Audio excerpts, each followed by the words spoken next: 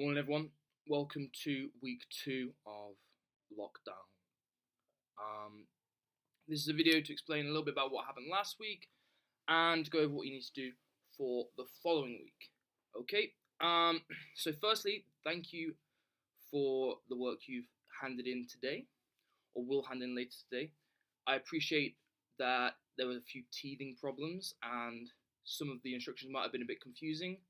We had to quickly adapt to something for the last minute and change it from a group project to an individual project all online. So I hope you can all appreciate that might have been a bit difficult.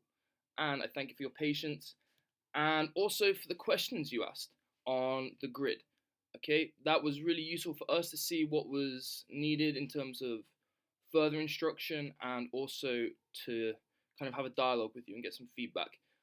My only request with that is please make sure you read the other questions on there before you start asking yours, because the idea behind it is that your teachers aren't asking or answering the same question 4 or 5 times, okay?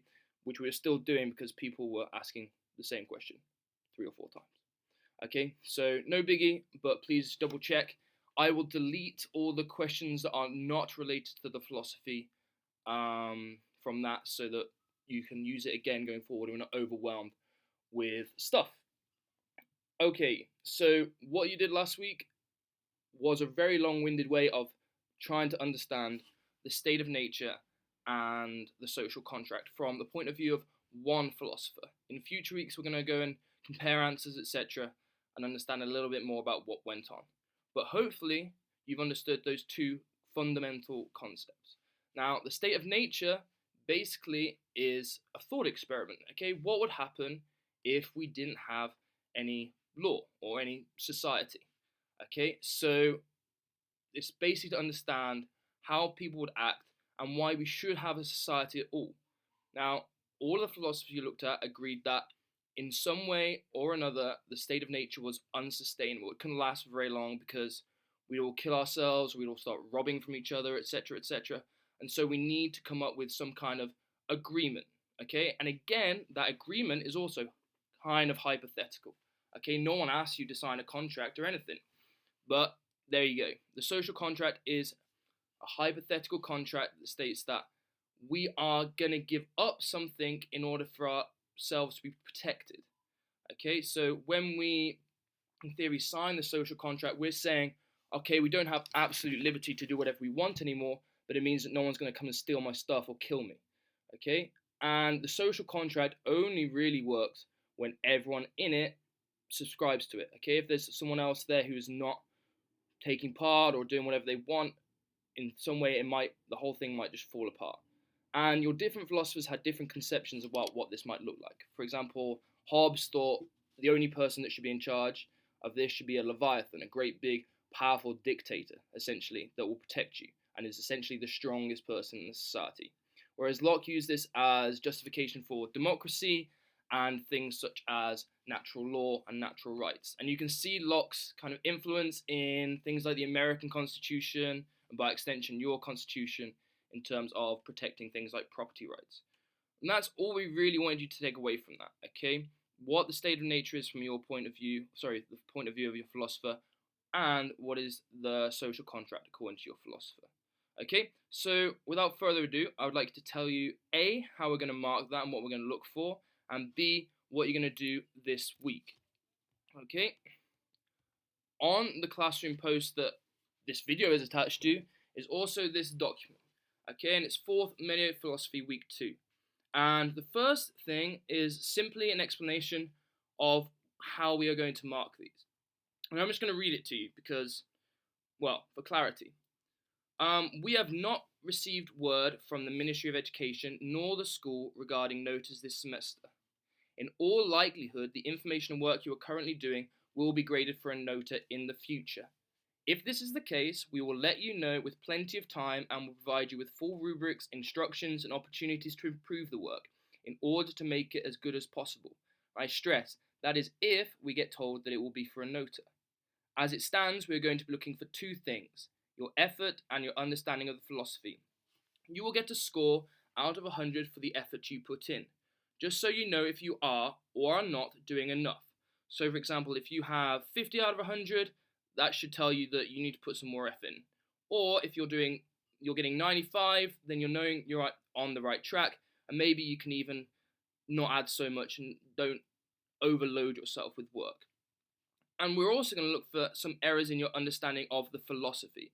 Okay, so if you've slightly misunderstood Locke's conception of scarcity and that effect on the state of nature, we will just correct that in a comment, and that will help you moving forward. If we don't find any, fantastic, okay? If we do, we will let you know what you're getting wrong and what the right information is. And if we find that there are some common misunderstandings across the board, we will post on Classroom the correct information. And this should enable you to help you know if you're putting in enough effort and to help you with future tasks.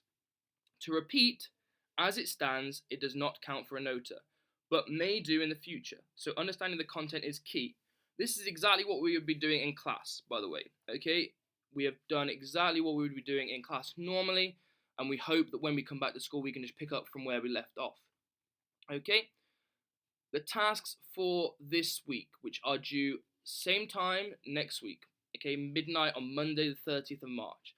And it shouldn't take you too long, okay, and you don't really have to learn any new material. It's just asking you to reflect a little bit on what we are doing, okay? Hopefully, by now, you have realized we are pretty close to a state of nature, okay? And this is for two reasons, especially in this country. Number one, the civil unrest that we've been facing in the last 6 months or so, and also what is happening with coronavirus, okay? So what we would like you to do is analyze these two events and apply the state of nature and the social contract to these. What this means is that you're finding and explaining links between the philosophy and current events. Typo. And you are still only using the information from your philosopher. You're going to do this on the same document that you submitted this week, okay? So just get the hold of that document again and add this information to it. The idea being that over the course of the next few weeks, we'll have a fully fledged and workable document, okay? So what do you actually have to do? You have to read at least 2 articles, okay? One about coronavirus and one about the Chilean unrest. And if you go to the bottom of this document, you will see that there are 8 articles. The higher the number, the harder we believe the article is. Okay, so if you really don't have any idea what's going on, read the first one and apply it. But hopefully you can push yourselves and read some of the harder ones, and I would suggest that is your first task, okay? Over the next few days, read one of the articles, read 2 of the articles, okay? And don't think about doing all of this in one stretch, okay? Just read a couple of the articles, okay?